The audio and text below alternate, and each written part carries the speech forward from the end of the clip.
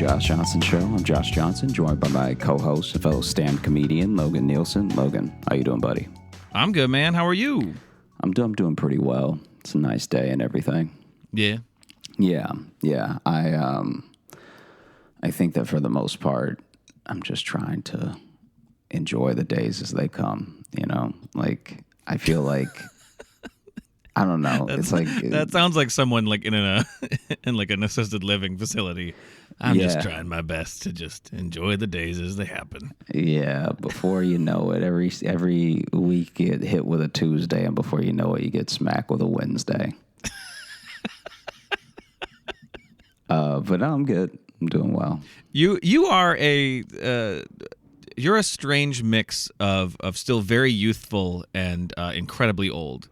You have this side of you because you have those moments like that where you almost talk as if your good days are over and you're just trying to get by.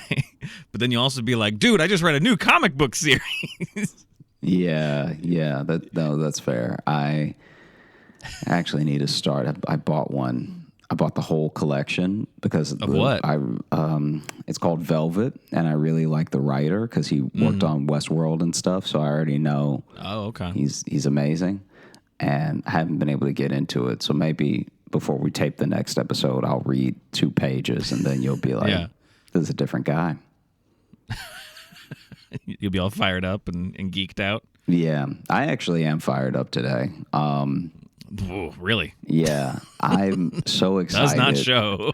To bring this to you because it's been on my mind for a while. Okay. And we've touched on it, we've dabbled with it, we've tickled at it, but we've never made a full episode about scams. Yeah, I guess not. Yeah, like just true scamming, top to bottom. Yeah, we've had some peppered in. We've had many, we've had pyramid schemes at funerals. We've had fake restaurants. We've had, tricking someone to go to a date's funeral. We've we've almost had scams. The Smart Wig itself, I'd say, was a scam, essentially. Just had a major corporation behind it. Okay, just to kick us off. Yeah. Was one that I was told to me by a friend in Louisiana who. Okay. So there is a person.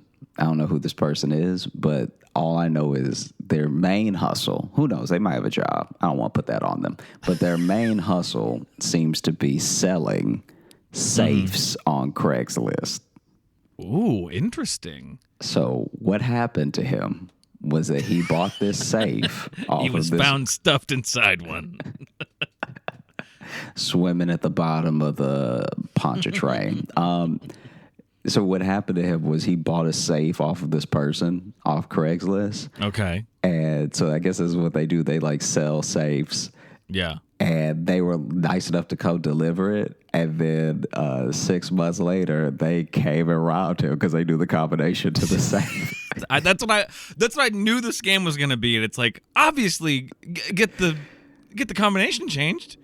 You would think there's a way to do that. There has to be. There has to be, and I don't know why a person would be, but apparently that's the mindset. People are so trusting when they buy the safe, and there's such a like subconscious security to it, that they then don't even think to change the combination of this dial. So this person's not even a safe cracker. They're a safe buyer and borrower. Yeah. Well, surely this guy is not a criminal. He's so he's in the industry of protecting things. So therefore, cause I've always been surprised that we haven't found out there's like an ADT guy who's like the most horrific serial killer in history because he knows how to turn off everyone's security systems. Yeah, geez. I love right when I say something, he just gives a big old yawn. Makes me feel good. Makes me feel like I contribute. I've never thought about that, but I mean, anytime I've seen people do like home security stuff, I'm just like, but that'd be the dude. Yeah, that'd be the guy. Unless he gets transferred right away, then you're like, okay, maybe he's less likely. Then he'd have to drive all the way back. But that's also the beauty of that job. You can get transferred all the time. You can do it anywhere. Mm-hmm. I'm just saying. Yeah. I'm not saying I would do it. I'm not saying I'm a murderer. I'm saying I did work for ADT for a week, but I'm just saying. Yeah. You're just saying. I'm just saying someone could. And you're reiterating that point enough to where, I don't know, it looks like maybe you could. No, it's not me. I'm just saying someone might have that in them. It's not me. Yeah, I wouldn't do it. It's not me. I only trained in sales for a week. I never learned how the systems work. So it can't be me. It can't be me. It can't be me. Just because I kept my key card to access the ADT building in my district doesn't mean it's me. Yeah. It's definitely not me. So stop thinking that. But someone could. Everybody chill out. Stop thinking what you're thinking. So someone could, and you never find them. But it's not me. All right. Anyway, safes. Oh, yeah. That was the end of that story. We're stuck on the tangent you brought us on now. That was... Well, so how many times did this guy do this? Did he sell a safe and then go rob it? The reason that we think he's done it several times is because the guy that I know in Louisiana bought one of many safes he had listed on Craigslist. Okay. So it's like if he's selling, 5 safes, I imagine he's planning on doing it at least 5 times. Okay, fair enough.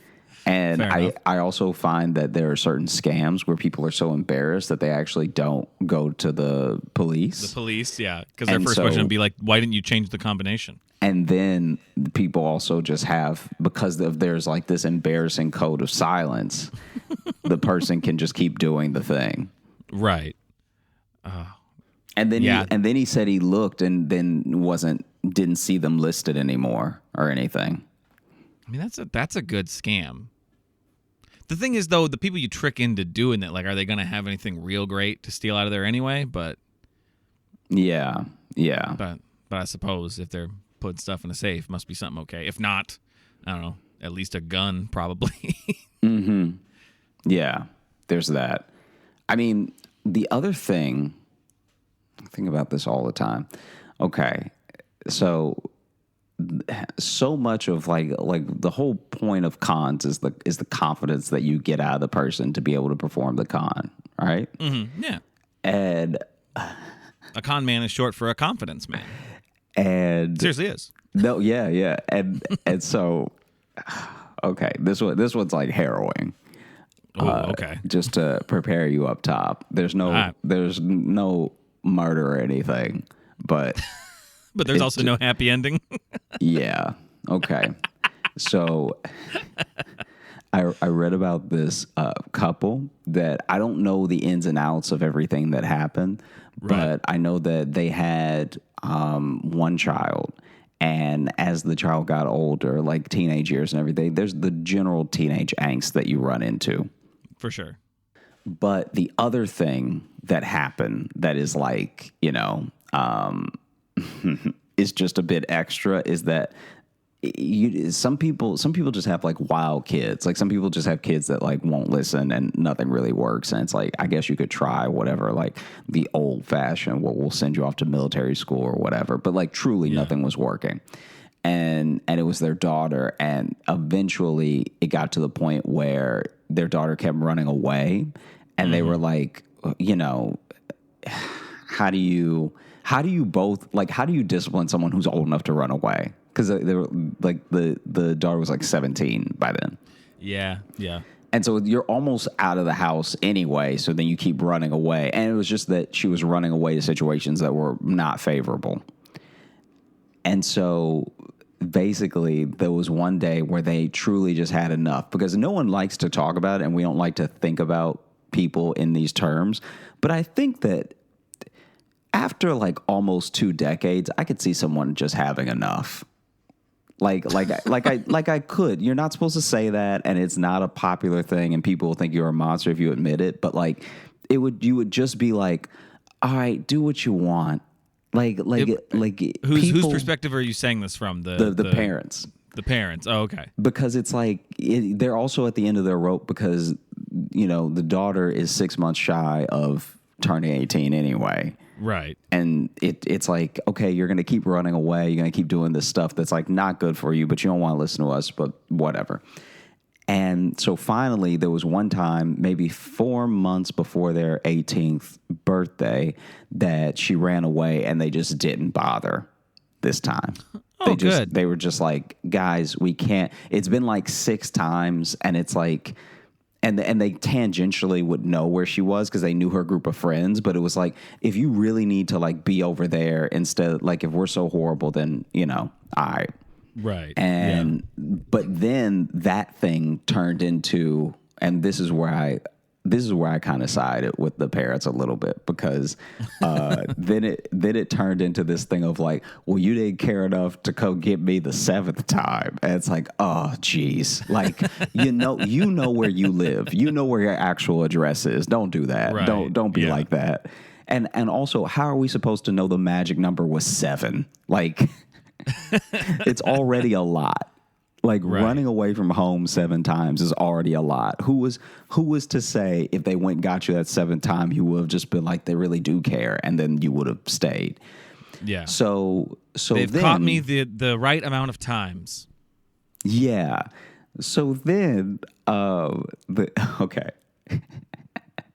Through that though, through them finding out, in conversation that, oh, we'll just take it a 7 times, then now everybody's mad. And so they genuinely do not talk for a very long time. Okay. For like, what is it? I think like another 17 years or something. Oh, shit. Okay. Yeah. So she just left and they like, okay, bye. And not even just okay, bye. Like they did talk to her throughout the last time that she left. But it was never really the same. And she never really came back to the house. And they were also like, we really are, we're not going to move. You can come back anytime you want, but like,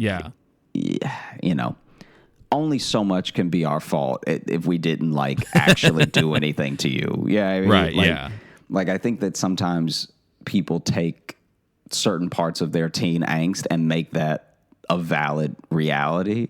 And it's like, well, you were also going through a thing. So completely independent of the world around you. You got hormones, you got like coming of age stuff. Like you were also going through a thing. So maybe cut everyone around you some slack. And so then they don't speak for like, what? Like 17 years. Yeah. And then one day they get this person coming up to their door, knocking on their door. Young man, basically saying that he's their grandson. Like, oh, okay. Yeah. And they were like, hey, I know that you all don't talk to my mom or anything, but like, I'm your grandson, and I just wanted to meet my grandparents and stuff because I just want to make sure I have a relationship with you, because they, at this point, they're not actually like hella old either, but it's just like, I'd like to know my grandparents. Like, I'd always asked about you growing up and she didn't want to talk about it, and finally she broke down and did. And then we started having problems. So like karma full circle, we started having problems. So then I ran away. I just ran away to here. And so, they invite him in, and he is he's, I think 17. So it's like he's also basically at the same age too. So then basically what happened was the reason I said full circle is that not only did he run away from her the way she ran away from them, but he ran to the grandparents and is also at this age where she can't, like she could bring him back, but she probably isn't going to. Like he even said that. He's like, she may call or something and you can tell her I'm here if you want to, but I doubt she'll even call because we had such a bad fight. Right. And, he's talking about all the stuff he wants to do, and he wants to like be an engineer and go to this certain school that's like within the state and stuff. So they're like, oh, that's great. And, we would still be able to see you on the weekends and stuff, and just building up like a really good relationship. And then, he was like, one of the fights that we were having is because there was some like, not like an accident, but just some like wrongful suit that his mom won, and he was kind of like, and who's to say? I'm not going to speculate whether this is bad or not, but he was speculating that from some of the money from that suit could go to his college. Okay. And his mom didn't want to spend any of it on the college. She was just like, no, this is like my money to do with what I choose. So you're kind of like on your own for college. And he was like, I don't see how that's really fair. You just want a bunch of money in front of me. And it's not like this is like made it so you can't work. Like you now have this money and you have a job. Why can't I, benefit from that a little bit? Like it's a state school. Like I don't see why I can't. And she's like, no. And so he was like, that's like the cause of their fight was that he was like, you're selfish. This is crazy. So then he left. And in the same span of that conversation, that big fight they had is when he found out about his grandparents. So then he was like, I'll just see if I can look them up and go there. And so then he was basically asking the grandparents, like, here's how much school costs. Here's how much, everything would be. And I have a little bit of money saved up from my job, but I don't have nearly enough to like start school. And so they were like, oh, yeah, I mean, I guess we can help you out a little bit, help you pay the other half or whatever. And then they give him the money. He signs up for college and everything. He's so grateful and everything. And then he starts like leaving and coming back on the weekends and stuff. Mm-hmm. And out of nowhere, just like truly like on a random day, they get a call from their daughter. Okay. And the daughter is like, hey, I know that I don't like the way that we left things. And I wanted to reach out because like, who's to say who was right or wrong, but like, I'm sorry for, I'm sorry for the way that I was back then. Like I was young and I was like, I've had my chances to like witness a lot of other people's and other parents' mistakes. And I've realized that you all weren't like nearly half as bad as I made you in my mind, like true, like an apology and just a catching up. Wow. And they were like, oh, well, I hope I understand how you might feel that way with the whole thing going on with, you and your son. And she was like, what do you mean? And she was like, well, the fact that he ran away from you the same way that you ran away from us. And she was like, what are you talking about? Right. And they're like, your son, like he's here. He's about to start taking classes and stuff or he just started taking classes. I don't remember which one it was. But then she was like, I don't have a son. Yeah. Yep. And they were like, what? Oh, man. They were like, this dude just happened to pull the con when that daughter decided she wanted to reconcile. Like, what What horrible timing. Yeah. Yeah. There was nothing he could have done about that. It's like, damn, now they decided to bury the hatchet? Shit. Yeah. He could have been scamming his whole college career. Absolutely he could have. But she decided she missed her mom and dad and ruined my plans. And she was like, I don't have a son. And they were like, what do you mean you don't have a son? And so then they get to talking about it. And she's like, I think I know who that is. And basically she worked at it was either like a packing facility or like she worked at this like factory. And at that factory, she was just sort of, everyone was like kind of commiserating about their like childhoods and stuff. And this young kid who works there basically heard her tell her story to the coworkers and then was like, how long ago did you run away from home? Like, you never been back? And then he just showed up and he's like about the same age and like that he would be if he were her son, and she got pregnant right away after she ran away. And he like looked enough like her. Like it did like he wasn't like the spitting image of her, but he looked like enough like her that like maybe her and another person could make a person that looked like this. Right. I was just blown away by it. I was like, because it was such a perfect, the only thing that ruined it is the fact that she called. She just happened to at that point. It probably was too. She'd been talking about it at work and was just like, I don't want my life to be that way. Just as he was being like, oh, I'm going to go post as her son. It was like that same instant was her being like, I don't like that that's my story. Yeah. Yeah.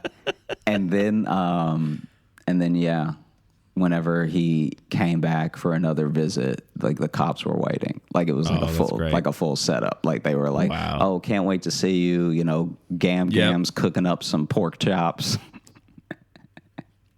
That's great. That reminds me, did you ever see that? The police are already there. Eating pork chops. Mm-hmm. I told you there'd be pork waiting. Here's the cops.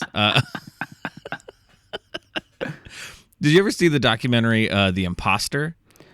I've only seen the first 20 minutes. Oh, shit. It gets wild after that. You need to keep watching. Oh, man. Yeah.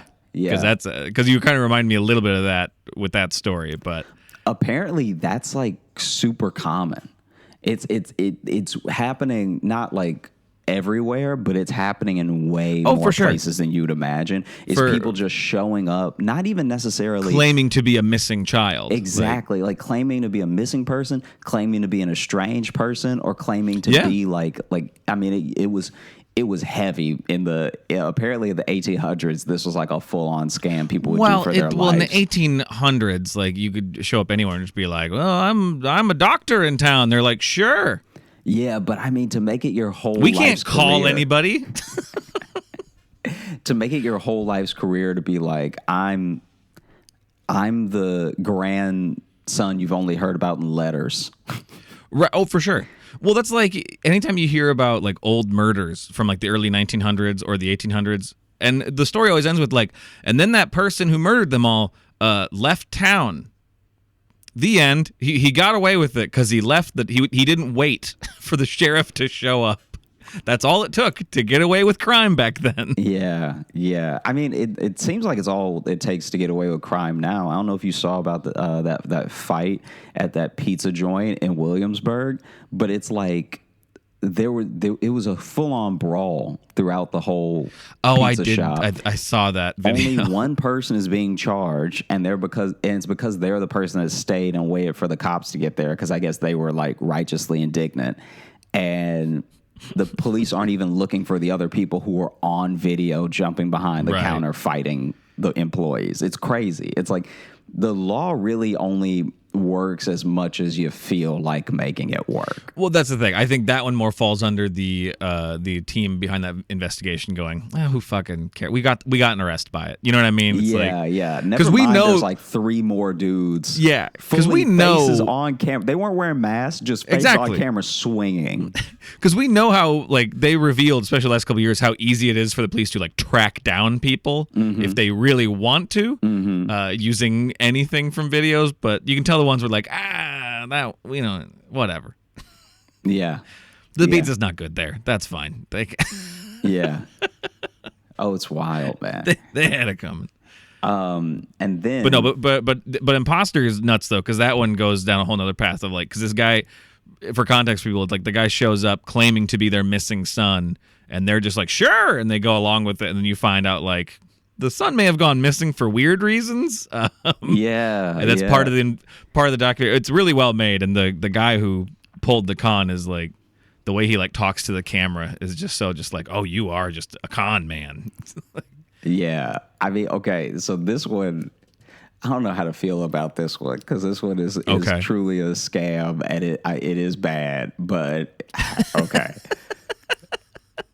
So there was an email extortion scam where a guy was basically just getting "I know what you did last summer" type emails. Oh, great. And it was in the 90s though, so it was like it wasn't as easy, and people didn't understand. Like now we just have it in the back of our brain in our problem solving scenarios to just block people, or to just, you know what I mean? Like that thing wasn't really invented. No, it wasn't. In the 90s, like especially with new technology like email.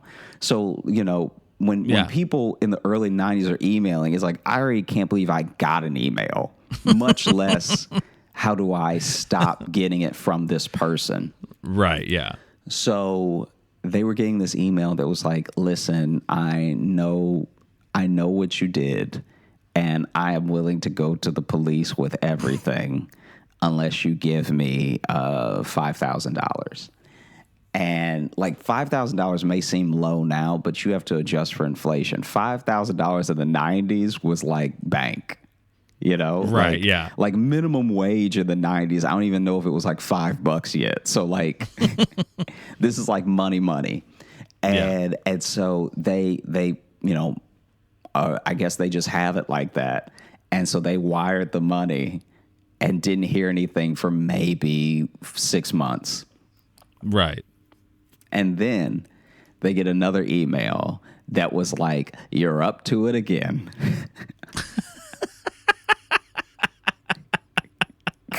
And so they were like, "You're up to it again. I know what you've been up to." Got you again. Yeah. Then the person who sent the money, the person being extorted, is like, "I'm not up to anything. I've stopped. I haven't."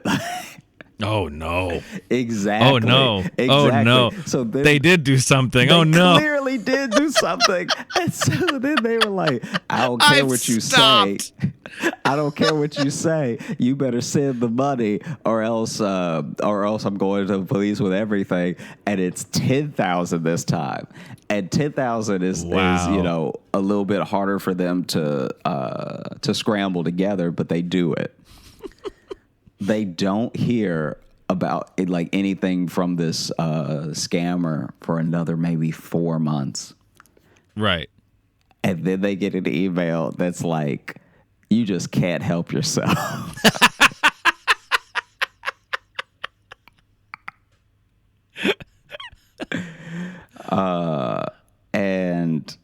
And basically they were like, "Listen, I haven't done anything in a very long time. Please leave me alone. I don't have any more money." And they were like, "You better find some money or we're going to the police with everything." And this time they didn't have a number, but they were like, "Whatever you think is fair."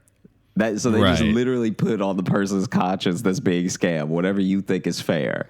And so then they get it, like, almost too quickly. They get another $10,000. Jesus. You did something. Yeah. You did something.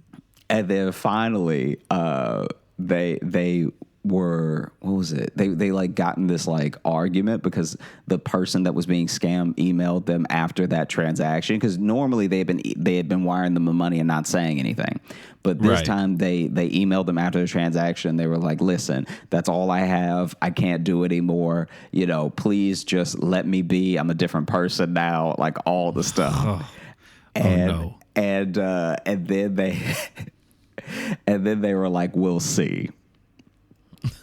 That's all they emailed back is, "We'll see." Right. A full year passes, and they get an email from this scammer again, talking about how, like, even if you stopped, it doesn't change what you did, and blah blah blah blah. So, we've given you enough time to accumulate some more money, and I think it's only fair that you have to like pay more penance, essentially. And so then this person was like, "Listen, I can't go through the rest of my life like this. Just go to the police if you have to, blah, blah, blah." And then they were like, "We will." So then this person, which I think that it took maybe a little bit more innovation, a little bit more getting used to technology, and a little bit more common sense for this person to be like, "This is clearly a scammer." Like, they've had some time separated from the situation over the course of that year. And so then they go to the police. The scammed person goes to the police and tells the police everything and like all this stuff. And then the police are like, "Okay, that's terrible. We're going to look into it. Also, what did you do though? What'd you do? Why are you paying?" And they were like, "Oh, it's not really about me." And so then, sorry, it's about to really quickly become about you. Yeah. And so then they both never caught the scammer, and the person that they were scamming had apparently embezzled a bunch of money from his company and put it all back. There you go. So he had embezzled this money for, like, I don't even know what his reasons were, but he needed some extra money, worked in the accounting department, and like stole the money, but then put the money back eventually, which is what the whole, like, "I'm not that person anymore, I haven't done it in so long" was about. Okay. Well, at least, I was worried it was going to be something truly heinous that this man had done. Nah.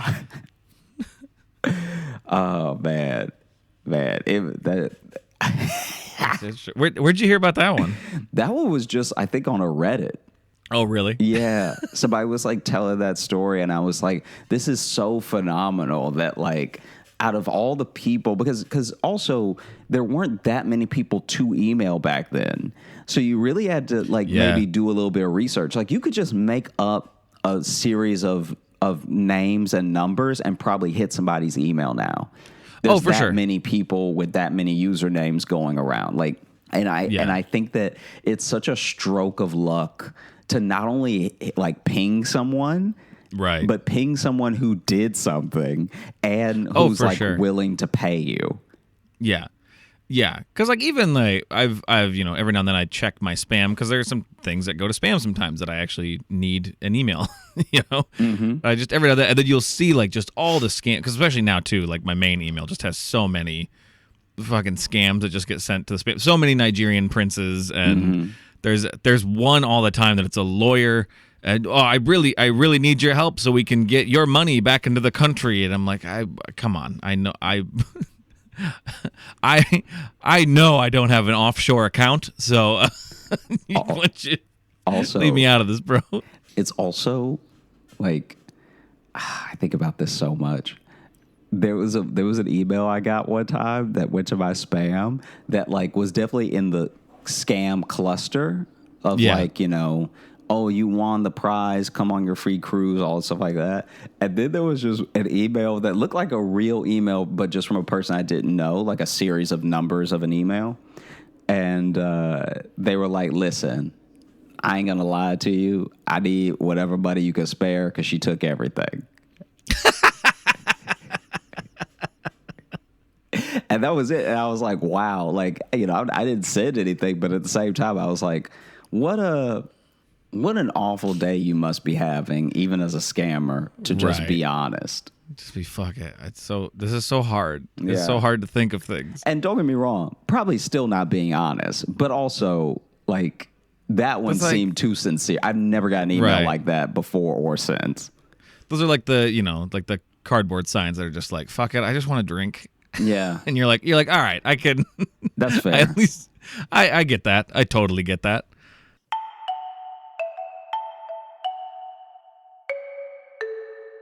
This podcast is sponsored by BetterHelp. Are you having trouble finding the right therapist for you in your area? Does the pandemic have you nervous about meeting face-to-face in someone's office or waiting in a lobby with other people? Well, BetterHelp gives you access to quality counseling from the comfort and safety of your own home. BetterHelp is customized online therapy that offers you video, phone, or live chat sessions with therapists anytime, anywhere. All you need is a computer, tablet, or smartphone to start talking with a licensed therapist in under 48 hours of signing up. And it's available worldwide. No matter where you are, you can connect with a licensed therapist that matches your preferences and specializes in the issues you may be dealing with. Your mental health is incredibly important, and that's why Logan and I are excited to be sponsored by BetterHelp. Our listeners get 10% off their first month by visiting betterhelp.com/Josh Johnson Show. That's betterhelp.com/Josh Johnson Show. Okay. This one used to be one of my favorites because these are all scamming. I know it's even when it's simple, it's not easy. And I think that the heyday of scamming may be over in a sense. There are still things where you can easily be duped because of the trust and protections of certain sites and all the stuff like that. But like the true, like just gullible, like things where we wouldn't have known any better as people, those days are sort of like... Well, they'll find a new one. It's like, yeah, because you used to be able to get like, cold calls, but now like, I don't know. If I don't recognize the phone number, I never answer it. Yeah. Yeah. And I know very few people that answer a number they don't know. No, we don't do that anymore. Yeah. Okay. So this one that I found was so wild because it was so many different cross sections had to come together for this scam to work. But basically, right along the time that Google was realizing its its cultural power as a search engine and was starting to charge money for top results. Right. There was a scammer that basically said, okay, if this is how Google is going to order the results, I'll just pay Google whatever amount necessary to be the top result. And so he basically got like, I'll call them all scammers for the sake of brevity, but he got like 5 other scammers and he started a call helpline for tech support.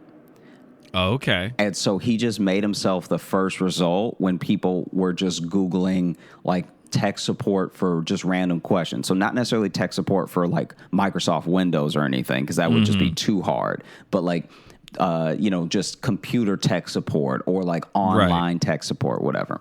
And he had a number that you could call. And so people were calling and they basically made their service. They were like, oh, because most problems are you're able to figure out most problems with a computer within 10 minutes. We charge by the minute. Oh, okay. And so then they said they were charging you kind of like almost like those dating hotlines or like, you would call those certain like they're charging you by the minute for tech support.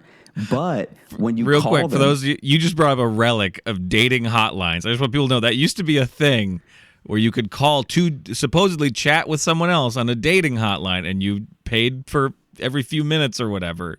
It was like a 1-900 number, but it was to like supposedly talk to a date or whatever. Yeah, it would be like 1-800-GOOD-SEX.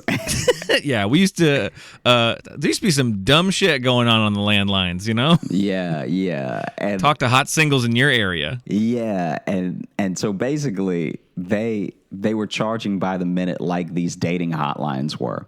But the big difference is that rather than just you accepting the charge when your call goes through to the operator, they were asking for your credit card. Oh, there you go. And they were like, so sorry, we have to charge per minute because it's so easy to figure out what the problem is. And they would like not only keep people on for as long as possible, but they would, once they had the credit card information, they were just going to like scam your credit card. That was like the whole plan. And nobody could figure out how they were doing it because then the credit card charge didn't come up as like a business or anything. So then if anything, people were like, oh, I guess they never charged me. But then they also, only one of the people out of the 5 scammers, only one of the people knew anything about computers. So that dude was actually helping people and scamming people. And everybody else was just scamming people. But one dude was like, oh, no, actually just Control-Alt-Delete and the screen will... Oh, just force reboot it and you're fine. Anyway, thanks for your money. Which must have been so funny. Like, it must have been because he's just doing a job then at that point. He's just actually working. That in dude tech really support. made that his job. He scammed himself into working in tech support. Because then the other people were on their phones, like probably looking at him like, "What are you doing?" It's like, I'm just trying to. She just doesn't know it's her modem, so I'm trying to help her. That's great when your con becomes just an actual legitimate job. That's a yeah. Because then right there, you're kind of not doing anything illegal if you're just I'd like to think charging for tech support. Yeah, I'd like to think that he also only charged them like an hourly wage's worth. Yeah. Because the whole reason of getting the credit card is to just run the credit take card whatever until you they want. notice. Yeah, just run it. But this guy is so busy doing a real job. I wonder if he was like, well, I feel bad taking more than 20. It was only a 10-minute call, And that man, William Gates. He finally was like, I don't know why I'm scamming when I know so much about computers. Let me just make the internet real quick. You know the world needs some internet. I like that idea of the inventor of the internet being like, man, we sure could use the internet. Let me go make one of those. Yeah, it would be quicker if I could Google it, and Google doesn't exist yet, so let me go ahead and... I have to start up a whole line of events so I can Google something. Yeah. That's a good one. Yeah, I like that. That's that. For that one guy, it was barely a con. Yeah, for that one dude, and who's to know how many people he actually helped? I'm sure there were like plenty of them where he like didn't know what to do, but because he just as a hobby knew about computers, he was like, oh yeah, do this. And if anything, he actually is why they didn't get caught as quickly as they should have, because for some people it was tech support. You're right, yeah. So some people are like, they didn't scam me. Like, well, my computer's running better than ever. Oh, man. Okay. This one is not as much of a... This one is from a different perspective. It's not so much about the scammers. It is the person being scammed. Okay. So you've heard of porch pirates, right? Porch pirates. Okay. So, starting in maybe 2018, there was an actual name for people who waited all day for you to get an Amazon package and would run over to your porch and steal it. I had a feeling that's what it was, just contextually, but I like that it was referred to as porch pirates. Yeah. Because, I mean... the local news is good at naming things. I was like, maybe I shouldn't name this or say this, but like that sounds like a weird slur.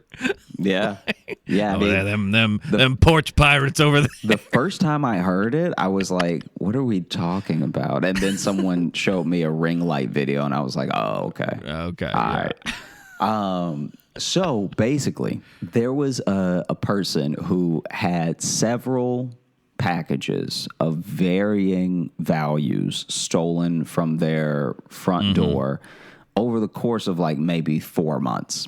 So in those 4 months, and it was like it was varying degrees of like, oh, this is a present, or this was like something I need. Right, yeah.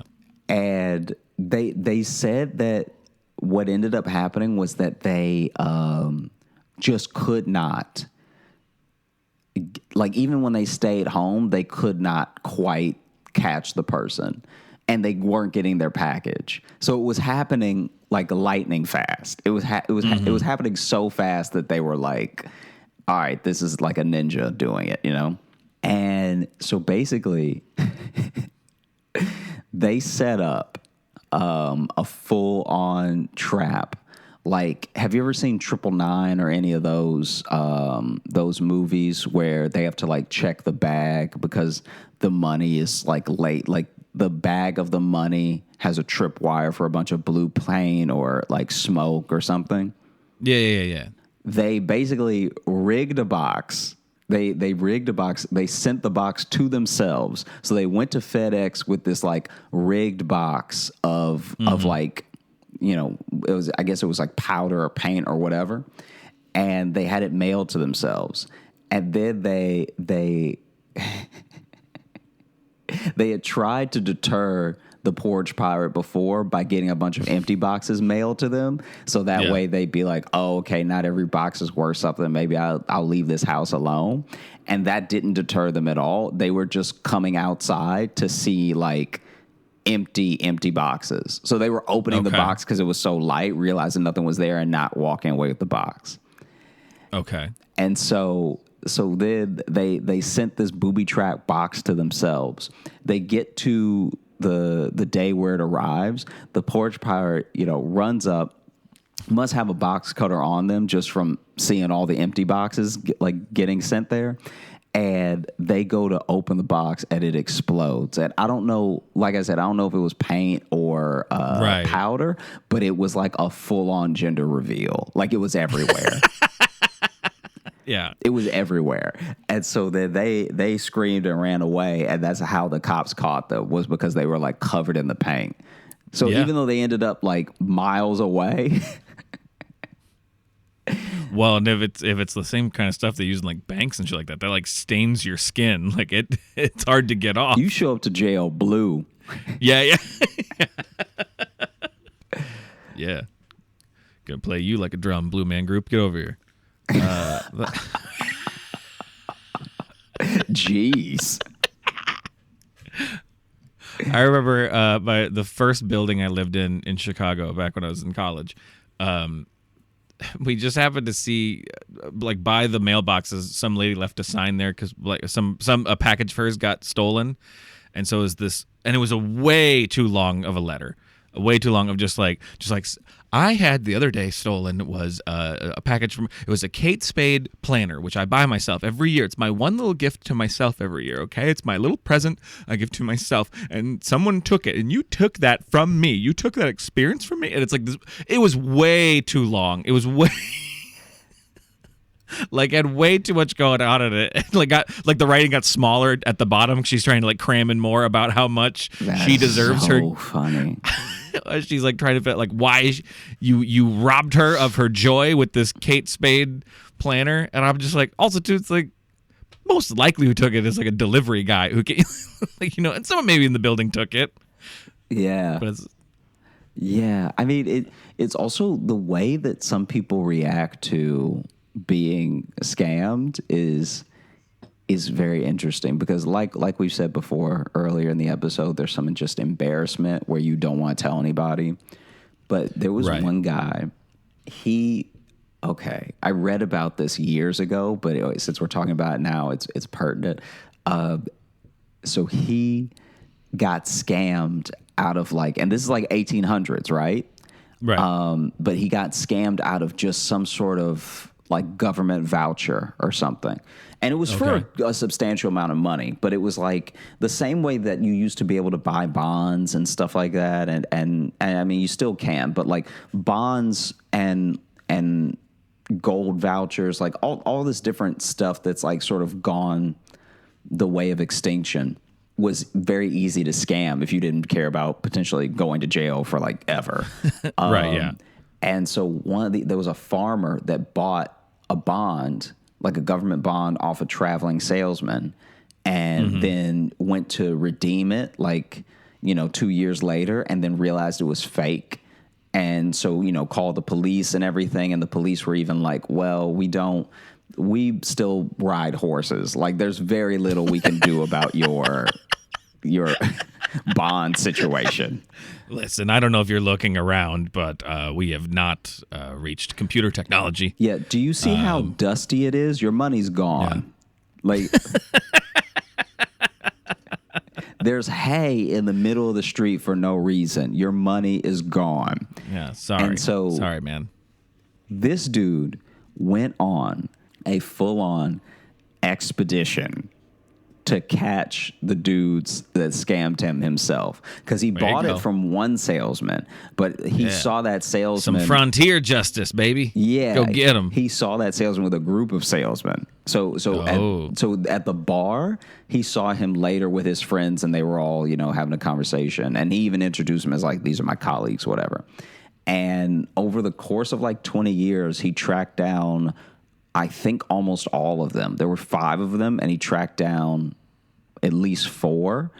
And I don't know if he ended up getting everybody, but it took him like 20 years. His wife left him. He lost his farm, and he did not care. He just kept going from town to town. Like, hey, did you buy a bond from this person? And like, and what did he do when he caught up with him? Did he kill him, or what was he doing? No, he didn't kill him. He would just like take them. I'm sure he beat them severely. I was going to say, I'm like, to the police. But there's no record of him killing any of them. He just was like basically doing the cop's job for himself. Because there were and there weren't jurisdictions back then.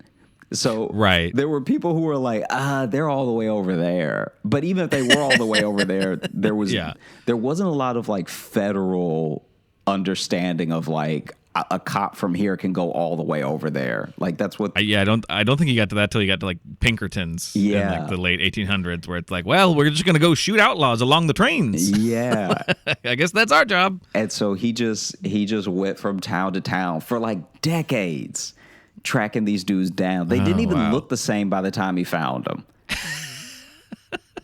Like, maybe weren't even the same guys. It would be hilarious if at least one was not the same guy. Where not he was like, guy. He was like, "Look, I'm not the guy. I'm telling you, I'm not the guy." And he's like, "That's what the other 3 said." I've never even been to that town. Ow! I don't know. Yeah. Yeah. It's crazy when you don't know when to cut your losses. His wife left him. His wife was like, if you keep going on the road to find these dudes that stole $50 from you, I can't. I won't be here when you get back. I can't. Do what you got to do, baby. but I need to search for justice. Okay, but like, yeah, we have kids. Do you realize you spent more than you were like scammed out of by now? It's expensive to go across the country. Yeah. And that like takes a year on a horse. Like, what are you doing? Yeah. Yeah. You're putting miles on the horse that the horse cannot handle. Yeah. This dude put Jeep Cherokee miles on his horse. Imagine his horse talking to the other horses where he's like, the horse is just praying he doesn't take him again. The horse is talking to the other horses like, listen, you don't know what it's like out there. And he won't rest because, he wants his $50 back that bad. So we ride all night. And he just mutters. He's just muttering about it the whole time. It's like, it's awful. And it takes like a month to go to a place back. Like, so you might even go for a fake call. He thinks that's the guy. Oh, nope, dead end. Let's ride 3 months back home. Yeah. Fuck Jerry. Jerry sucks. No detective work. Just like truly asking around in his town. Hey, did anybody else buy one of these bonds? No, you were